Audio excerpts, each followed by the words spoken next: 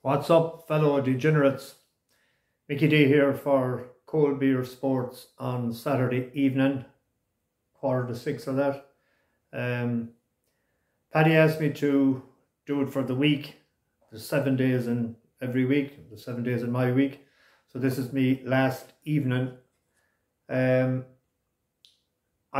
two selections for tomorrow.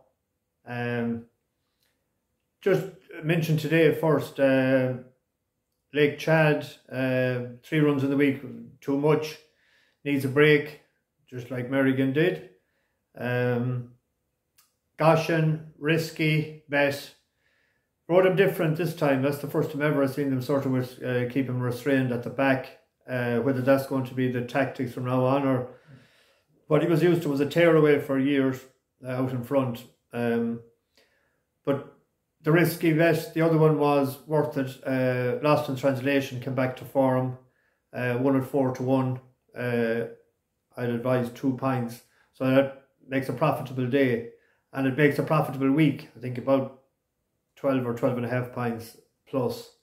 With the 20-1 shot. And then again on last night in Dundalk. God almighty, I thought we were going to win, and he was well backed all day, and then to be chinned by the stablemate, and then they went on and won the last one from the same camp. I seen Michael McCarthy left a message last night, or a comment there, that he was on at 25-1. Great to see. That's a stable in for him. So we'll be keeping a close eye on them, and they have a lot of entries Wednesday and Friday as well. So keep an eye on them in my absence. 2 for tomorrow. The 3:30 at Exeter, a horse called In Relm. It's 100 to 30. It was second in a Stratford bumper, first time out for Nick Williams. Then it changed hands, went to Gary Moore. 3 maiden hurls, finished last in 2 of them, beat 1 horse. He was 5th of 6th in the other one. That gained him an initial mark of 82.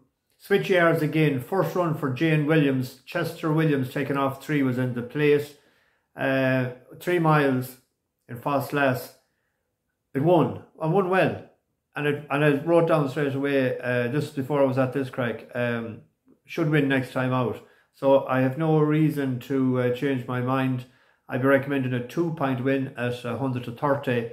There's one horse there, John Joe Neal's Red Maple. It won a bumper first time out, and then it has ability, like, then out the back of the television in 3 runs over hurls, so you wouldn't know.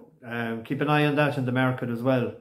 The other one then is the big race tomorrow at the Triathlon Handicap Chase, the 250 at Navan. And Farkless is at the top of the market. With Run Wild Fred. Gordon Elliott has won 4 out of the last 7 of these, and I think he has 7 entries this time. But there was a horse there that caught my eye, is Discordantly for Jessica Harrington.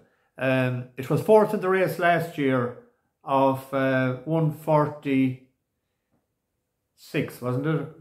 Wait, let's see, where am I here? I'm all over the shop. But it was 4th, and it had won first time out in Galway. No, it's off 142 because it won off 132 in Galway. Got a £10 hike.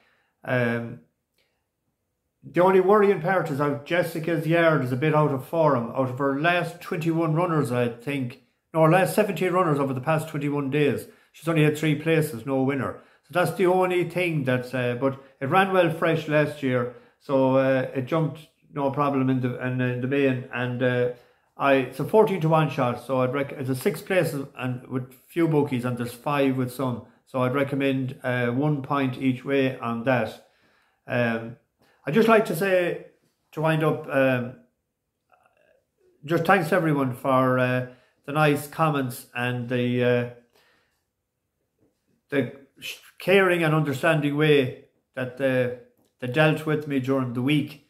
I always had the belief that the racing people are a special bunch, and my belief has increased in that regard this week.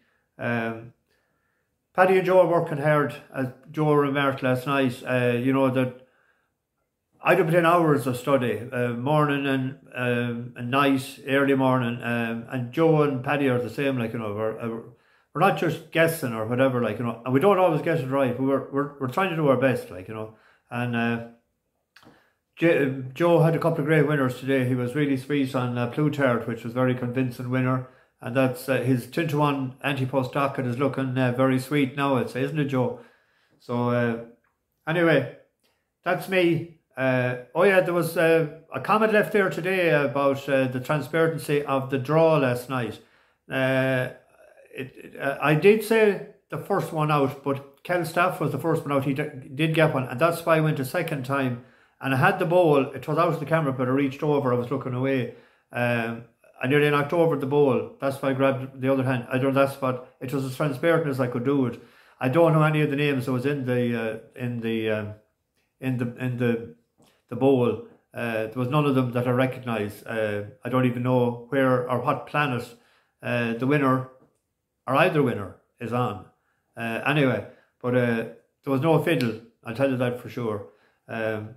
But thanks very much for keeping me on check anyway, and I'll have to try and do it better if I ever do it again. May not happen.